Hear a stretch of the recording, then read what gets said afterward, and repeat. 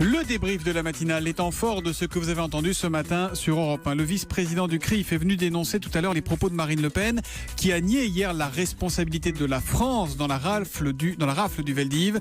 Jonathan Arfi qui appelle à faire barrage au Front National mais aussi à l'extrême gauche. Écoutez, c'était à 7h45. Nous appelons à faire barrage au Front National et nous appelons également à faire barrage à l'extrême gauche pour d'autres raisons. Vous mettez qui dans l'extrême gauche ? Jean-Luc Mélenchon. Pourquoi Jean-Luc Mélenchon ?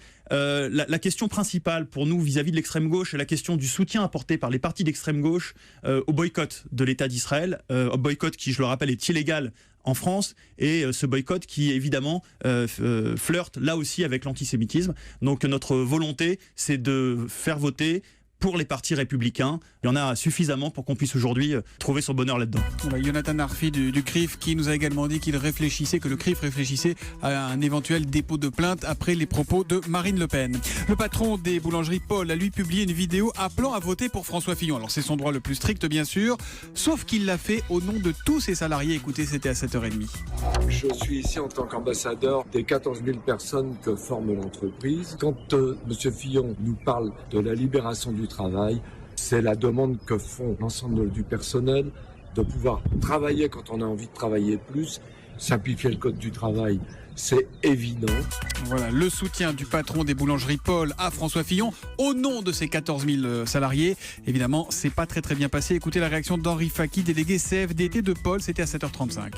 On est un peu surpris qu'il parle à notre place. Chacun est encore libre en France d'avoir ses opinions libres. Vous savez, nous chez Paul, on a une grande majorité de personnes issues de l'étranger. Je ne pense pas que monsieur Fillon fait partie de leur cœur. On est un peu manipulé. C'est peut-être pour faire un peu de la publicité, mais je ne pense pas que c'est une publicité qui va nous faire du bien.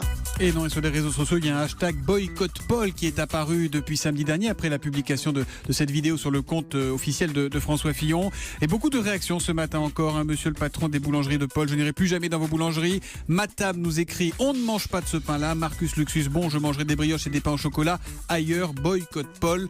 Voilà ce qui s'appelle une situation de gestion de crise pour une société qui vont devoir gérer dans les jours qui viennent. Et puis France 2 diffuse ce soir à 22h55 une édition spéciale du magazine culturel Stupéfiant consacré à Picasso, avec notamment le témoignage de sa petite fille Marina. Elle n'a pas bien vécu le lourd héritage de son grand-père. Écoutez, c'est Eva Rock qui nous racontait ça à 6h45 dans le kiosque d'Europe 1. C'est affreux parce qu'on ne comprend pas.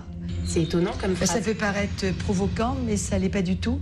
Et là, j'ai hérité d'énormément de choses d'un grand-père qui ne nous a pas aimés. Sur un plan humain, je pense qu'il n'a pas été à la hauteur. Sur un plan artistique, il a été au-delà des normes. Et ce tout, ça fait Pablo Picasso. Et ça fait un grand-père, ça fait un petit grand-père. Voilà, c'est le très remarquable magazine culturel Stupéfiant. C'est à 22h55 sur France 2 ce soir. La télé dans le kiosque avec Eva Rock qui vous fait part de ses choix télé sur sa newsletter gratuite, laviesurécran.fr.